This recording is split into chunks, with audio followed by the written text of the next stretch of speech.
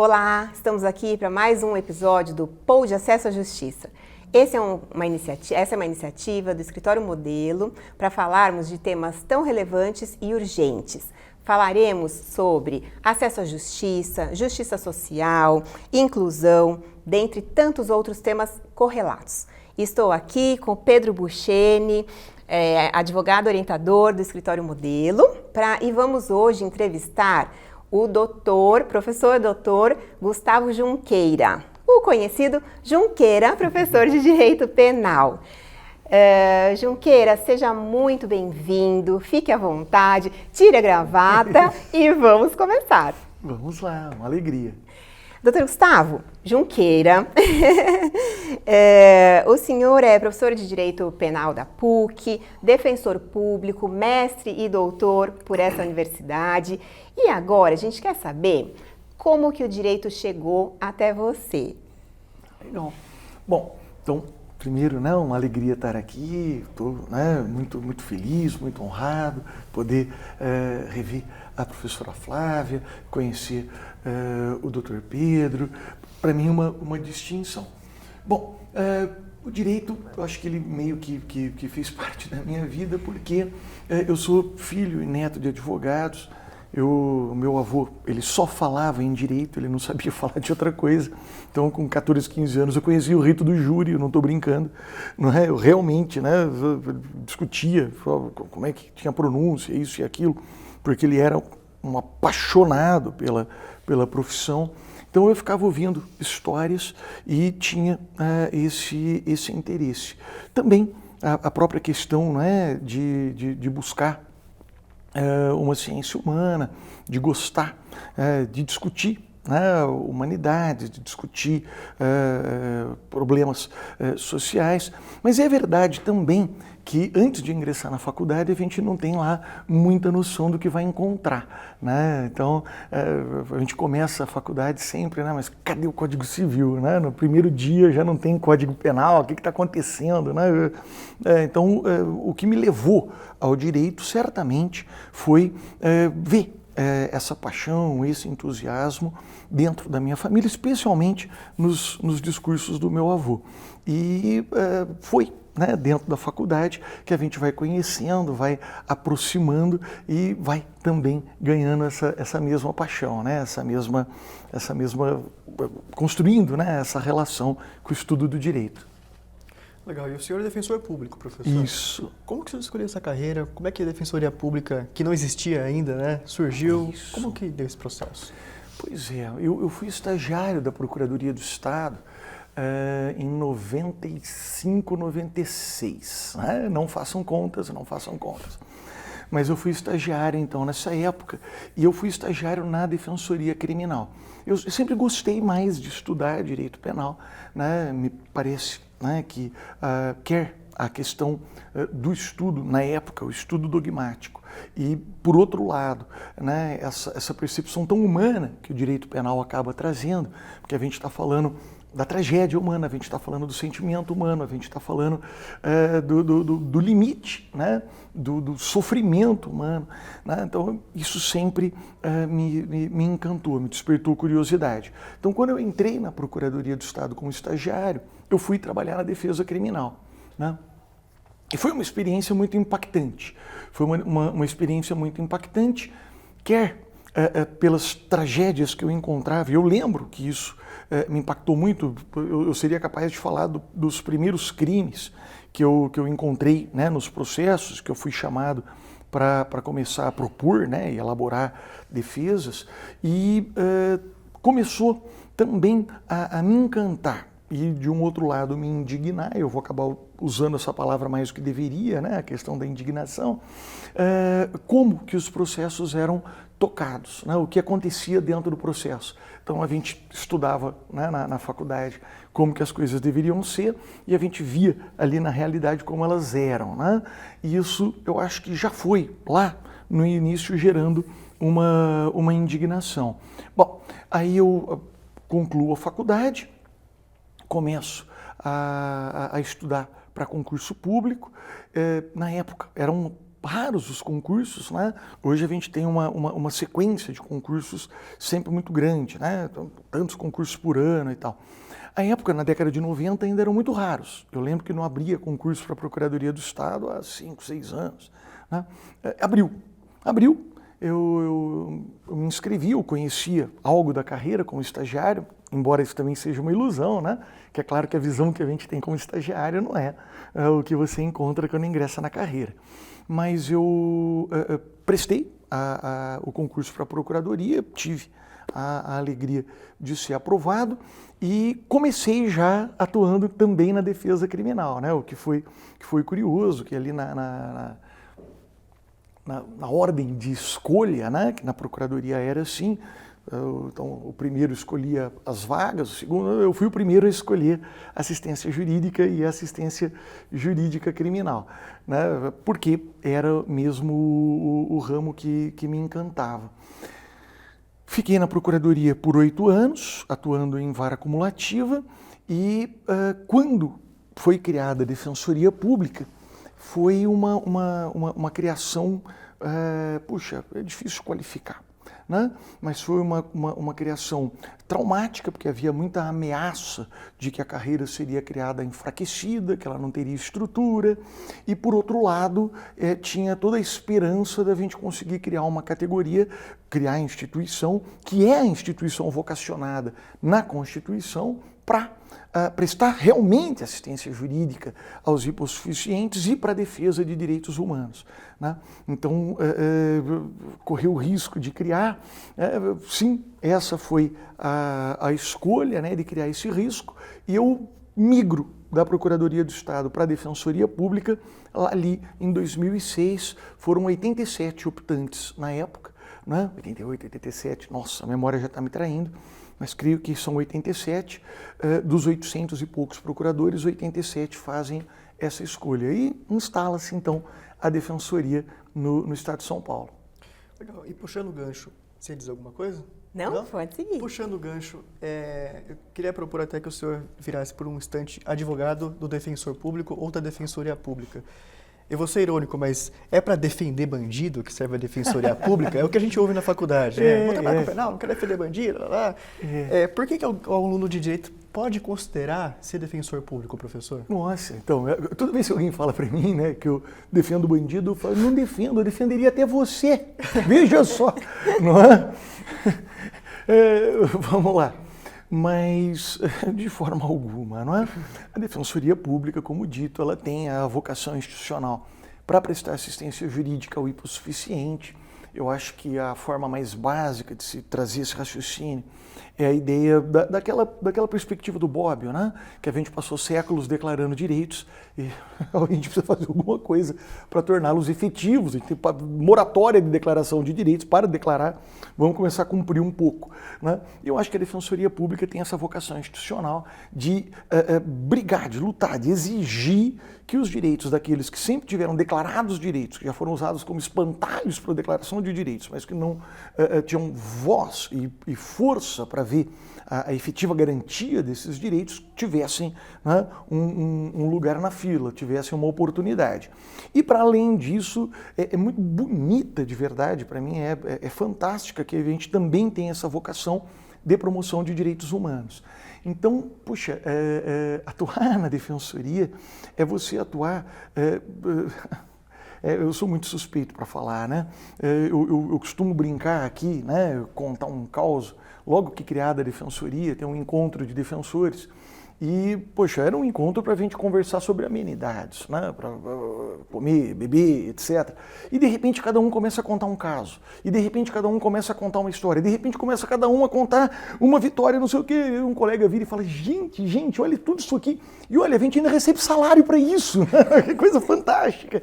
Que é você ter a atuação profissional de defender aquele que está oprimido, de defender aquele que não teve vez, de defender aquele que está precisando de uma garantia dos seus direitos básicos, de saúde, do consumidor, o adolescente, a criança. a mulher em situação de violência doméstica, aquele que está sendo oprimido pelo sistema penal, que foi escolhido para ser criminalizado pelo sistema penal, e a gente sabe quem são os escolhidos de sempre. Então, você poder atuar, né, na defesa desses que sempre são os oprimidos, os esquecidos, os vulneráveis, é algo que é uma realização diária. Né? É uma realização diária.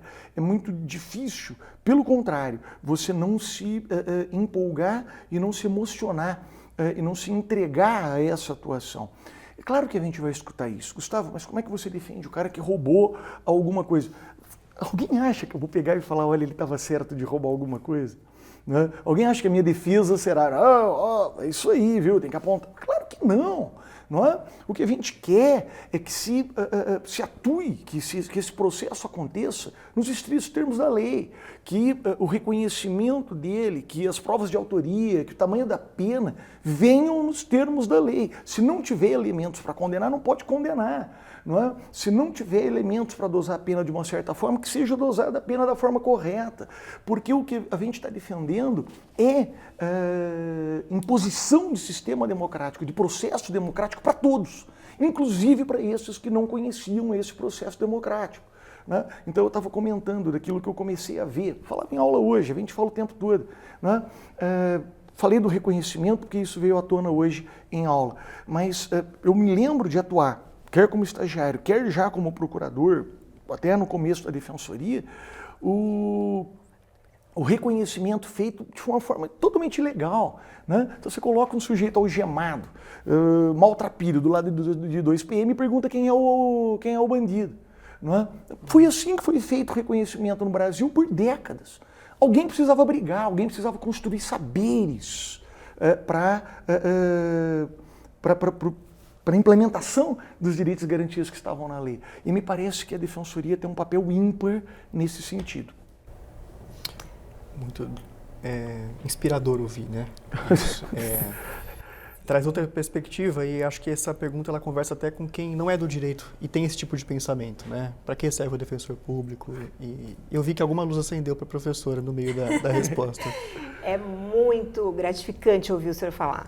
Então, eu até vou puxar o gancho para uma questão que tem um fundo constitucional, até por conta da minha área. Quem sou eu? Vou tentar, responsabilidade.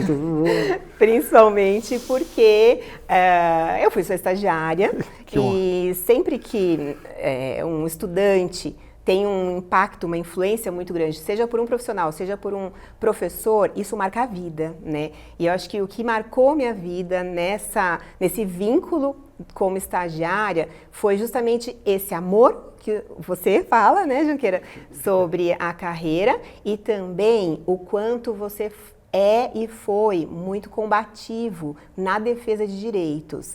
Então, agora pensando do ponto de vista constitucional, um dos grandes princípios que a gente tem na Constituição Federal é justamente o princípio do acesso à justiça, ampla defesa, devido processo legal. Como que é essa defesa técnica no âmbito da defensoria? Então, como concretizar ampla defesa, contraditório, defesa do processo legal, porque o que eu ouvia muito no estágio vamos levar para o Supremo Tribunal Federal. Era sensacional ver isso. Legal. Eu acho que isso, né? Eu falei da indignação, porque muitas vezes os alunos nos procuram, quando estão ali no 3º ou no 4º ano, e falam assim, puxa, Gustavo, eu estou decepcionado, eu não quero ser mais um peão no sistema. Né? Eu não sei qual que é o meu papel aqui. Eu estou fazendo estágio não sei aonde, eu percebo que ninguém leva a sério nada, que ninguém dá bola para a direita, ninguém dá bola para isso, para aquilo. Eu acho que tem que ser o contrário, eu sempre acreditei demais no contrário. Eu acho que a cada violação, indignação, indignação vira combustível, indignação vira combustível, indignação vira combustível. Né? É usar a indignação a favor mesmo, né?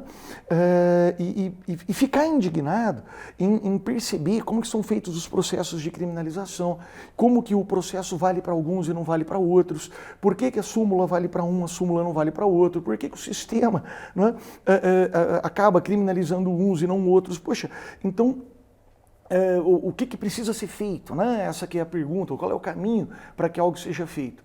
Eu acho que, primeiro, a gente tem que construir saberes próprios. Né? O direito foi pensado e construído dentro de uma perspectiva burguesa de manutenção do status quo de opressão e de defesa. Né? Usa-se muito uma imagem, que é claro que é uma imagem extremamente simplificadora, né? Do direito como um escudo contra o príncipe e um escudo contra a plebe. Né? É a burguesia se defendendo com duplo escudo. Então, o que a gente precisa conseguir é construir saberes de emancipação, talvez não seja a palavra emancipação, mas de garantia de direitos, de efetivação de direitos para aqueles para os quais não foi construído o direito. Né? Então eu me lembro quando a gente começou a discutir a defensoria aqui, quando foi criada a defensoria, a gente fez o primeiro encontro para discutir teses e etc., pegar e falar, olha, a gente tem que começar a compreender posse-propriedade sob um outro ângulo, a gente tem que entender a perspectiva de família por outro ângulo, a gente tem que entender a gente tem que reler, né? A ideia de família, de posse-propriedade, não necessariamente sob o ângulo da sucessão, que foi o ângulo de sempre dessa leitura. É possível fazer essa perspectiva? É. Né? Então, a gente tem que construir saberes dentro do sistema penal. É você entender que o sistema penal é seletivo e discriminatório, ele é racista, ele é aporofóbico. Eu consigo construir saberes que sejam antirracistas, que sejam contraseletivos, que sejam reações a esse sistema aporofóbico? Eu consigo. Se eu partir dessa premissa, eu consigo. É possível fazer essa construção de saber. É isso, aliás, né, que a gente discute aqui, né, há tanto tempo. Então, me parece que a gente tem que construir saberes, a gente tem que construir bases institucionais fortes, a gente tem que construir, né, a academia forte, instituições fortes. A gente está falando da defensoria.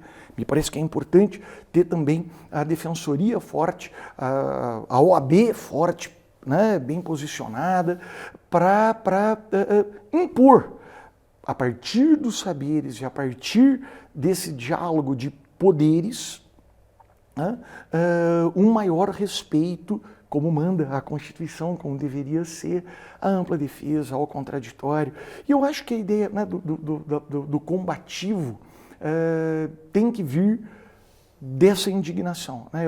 É isso que eu respondo para os alunos de terceiro e quarto ano quando eles vêm conversar comigo. Eu falo, você está bravo? Né? Não, eu tô decepcionado. Eu falei, então, esquece o decepcionado, fica bravo. Fica muito bravo. Né? E vai lá e joga toda essa braveza no livro, no estudo, no aprendizado, na elaboração de uma peça e na construção de saberes para mudar isso que te deixou bravo. Acho que é mais ou menos por aí. Excelente. E quem que pode ser atendido pela defensoria, professor? Quais são as matérias? Perfeito. Aqui tem alguma polêmica. Então vamos lá. Quem pode ser atendido é o hipossuficiente. A princípio é o hipossuficiente econômico, mas você tem a questão do hipossuficiente jurídico. Né? O quão amplo pode ser esse hipossuficiente jurídico, além do hipossuficiente econômico? Gustavo, o que seria um hipossuficiente jurídico? No direito penal, todo mundo tem que ter defesa. Se o sujeito tem dinheiro, mas não tem um advogado, alguém vai ter que atuar para ele. Esse é o hipossuficiente jurídico. Uma mulher vítima de violência doméstica, ela pode ser muito rica, mas no momento em que ela acaba de ser agredida, jogada para fora, dentro de um contexto de violência patrimonial, não é? Ela é hipossuficiente jurídica, ainda que ela tenha patrimônio, ela não tem acesso imediato. Tá? Então, muito se discute o alcance dessa hipossuficiência jurídica e até que ponto que a defensoria deve ingressar nessa esfera, uma vez que a gente tem que trabalhar, por outro lado, com um cenário de escassez de recursos. Todo recurso público é escasso. Então, é claro que a defensoria pública não tem pernas para ampliar a sua atuação. Tem uma hora que ela esgota e ou ela começa a não atuar ou atua mal. Então, a gente tem que discutir isso com muita racionalidade. A segunda parte da pergunta é em que área ela atua? Nas mais diversas áreas. Então, eu falo mais do criminal porque é o que eu atuo desde sempre e não quero atuar em outro lugar, não acho que teria talento para isso. Mas a defensoria atua dentro do criminal, mas ela atua com muita força no cível, na família, no consumidor, idoso, direitos humanos, ambiental, Nossa, eu tenho certeza que estou cometendo horrores aqui, esquecendo de áreas e setores.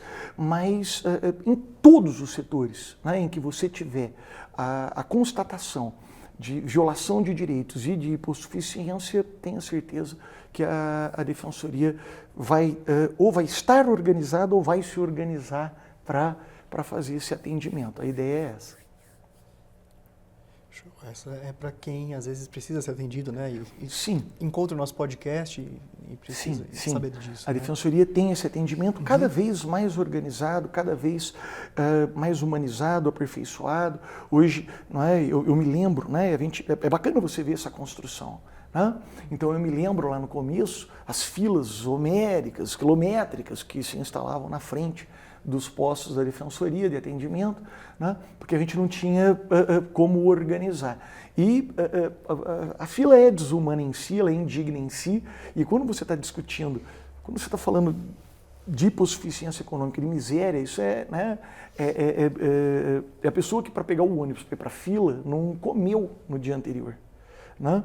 Então, ficar na fila não é só a indignidade da espera e da demora, é a fome, é a sensação de desmaio. Então, né, pessoas desmaiando em fila. Né? Então, é claro que isso tinha que ser alterado, isso tinha que ser mudado. Puxa, então, hoje a gente consegue ter um atendimento, né, que é agendado, que é marcado, que tenta prezar ao máximo pela dignidade do usuário da Defensoria, que tem o lugar, né, para levar a criança, para deixar a criança. Então, cada vez mais esse atendimento tenta se expandir de forma horizontal em área e tenta ser cada vez mais competente e humanizado. Esperamos estar trilhando bem nesse caminho. Perfeito.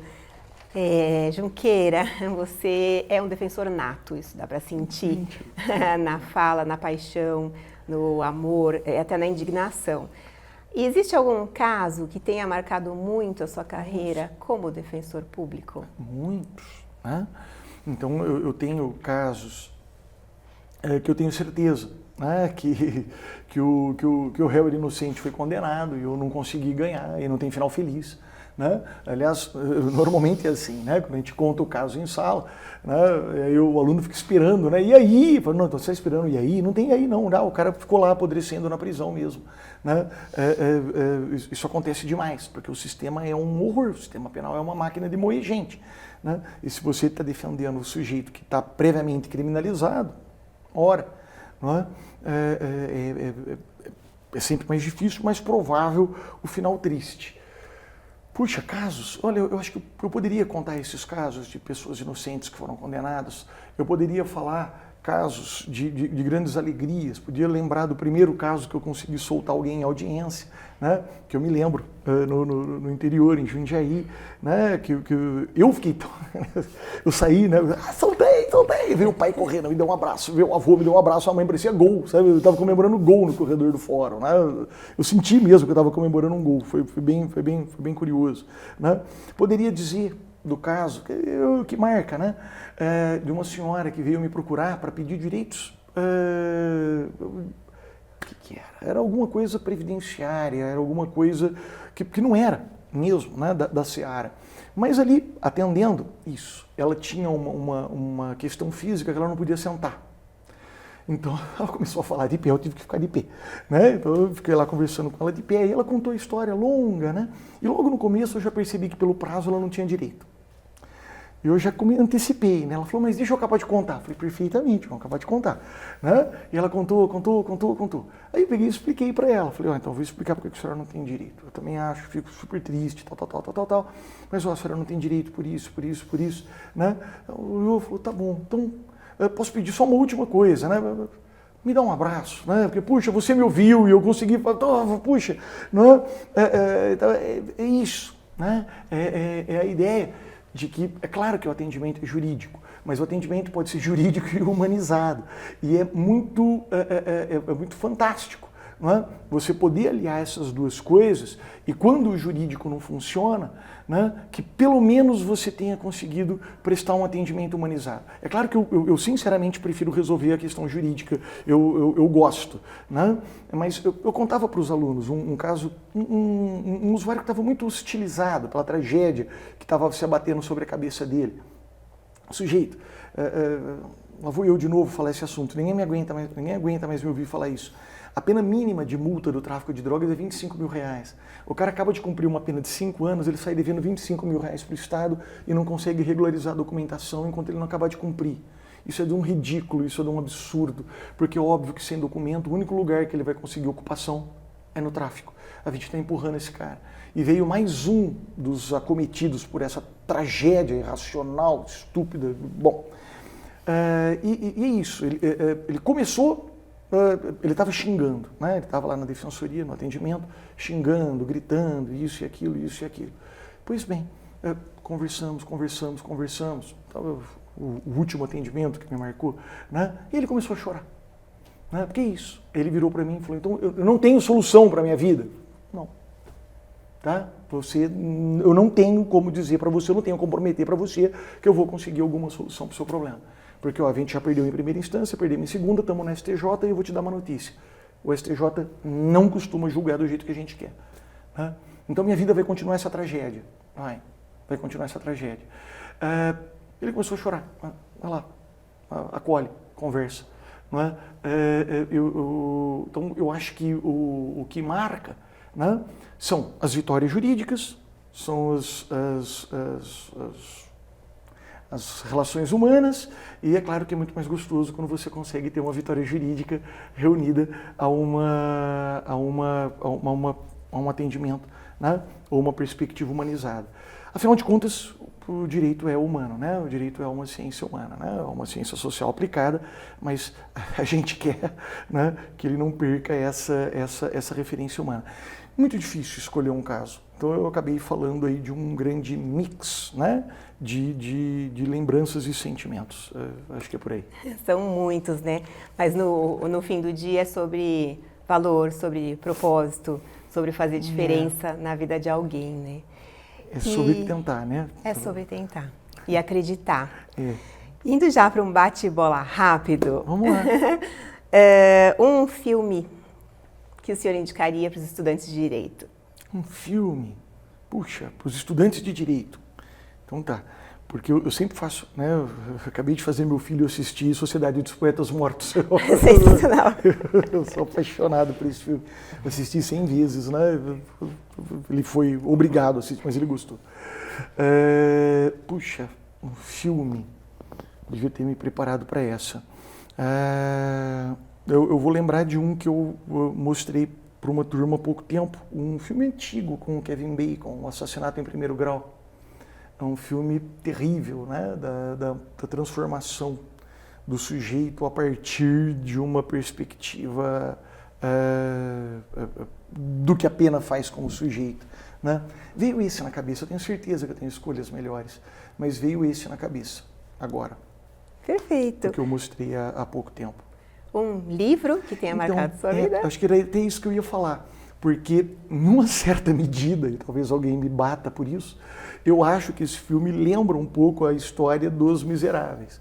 Né? Os Miseráveis é a história, né? Então é o sujeito que pratica um pequeno crime e de repente tem um tsunami, né, de opressão, de horror, de tragédia que começa a perseguir. E os Miseráveis têm o ângulo forte do Javert, né, da obsessão da justiça, né? Tem que punir. Mas veja bem, tem que punir, porque eu vou falar e tal. E eu acho que é um livro muito forte para refletir sobre isso. Né? De onde vem esse negócio mítico, esse tabu, essa ordem cosmológica, né, de que quem fez um mal tem que sofrer um mal? De onde veio isso? Né? E que me parece que o Javert encarna. Né? Mas tem tanto livro, né, que a gente tem que propor. Então, poxa, de um lado Os Miseráveis, do outro lê Galeano, lê O Mundo de Pernas pro Ar, lê, poxa, tem muita coisa. Vou ficar com Os Miseráveis. Perfeito. Uma música? Uma música? Nossa. Uma playlist do Chico. Excelente. Pronto, não, uma playlist do Chico. Não, eu teria muita coisa dentro da obra para apontar. Mas eu acho que esse é um bom caminho. Perfeito. Um propósito? Ser um bom pai, ser um bom marido, ser um bom profissional, ser um bom professor, não é? Tentar, né? Puxa, sempre fazer o melhor. Difícil isso, né? De propósito. Mas eu acho que é por aí, né? E fica muito mais fácil quando a gente, né? Isso eu realmente acredito, eu sempre falo com meus filhos, falo com meus alunos, né? Gostar, né? Gostar do que você faz na sua profissão. Eu acho que deve ser muito terrível você não gostar, né? E eu acho que é muito difícil você trabalhar com o que você gosta. Eu acho que isso é um privilégio, né? E de novo a gente poderia discutir, sistema econômico, capitalismo, quem é que tem condição, quem é que tem esse privilégio de trabalhar com o que gosta, né? Mas então eu acho que é isso, né? É tentar fazer o melhor possível e curtir, né? O fato de conseguir fazer coisas que eu gosto. Isso aí. E um sonho? Sonho vale tudo, né? Sonho é ficção. Sonho Estava vale falando tudo. disso agora em aula, estava discutindo a teoria da realidade, a teoria da ficção, no crime continuado. Então vamos lá, ficção eu ainda brinquei. Falei, o Superman voa, gente, né? É ficção, tá valendo. Né? Então tá, acho que sonho é diminuição de desigualdade mesmo, né? Isso acho que é para tudo, porque não é e é isso, né? Às vezes a pessoa pega e fala, mas você está falando do terceiro. Não é? É falar de todos, é ser egoísta. É querer diminuição de desigualdade por motivo egoístico até. Né? A vida vai ficar melhor para mim. Para todos. Exato. Não é para mim. Não é que nobre da sua parte. Não é egoísta paca. Não é? Eu tenho certeza que a minha vida fica melhor. Né? Então acho que é por aí. Mas sem a demagogia eu estou pensando no terceiro. Eu quero deixar bem claro que eu estou pensando em mim. Eu estou sendo egoísta paca quando eu falo isso. É por aí.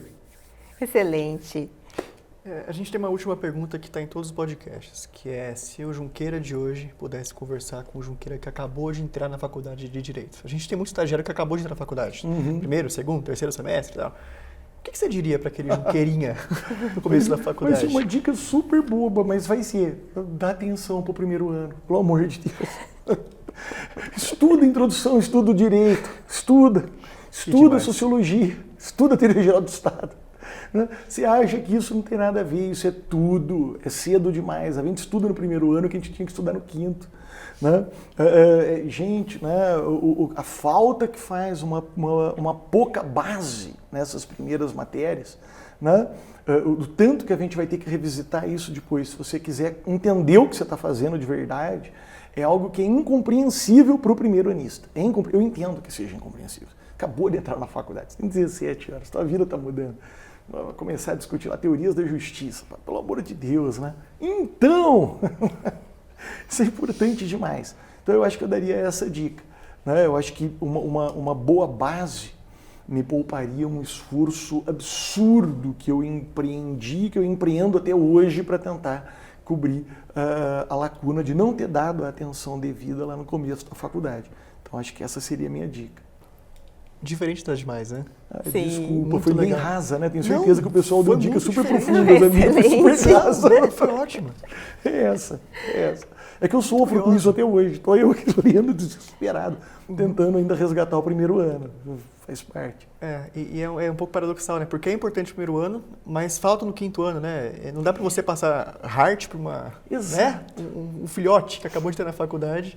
Mas ele não pode também sair sem saber o hard do working.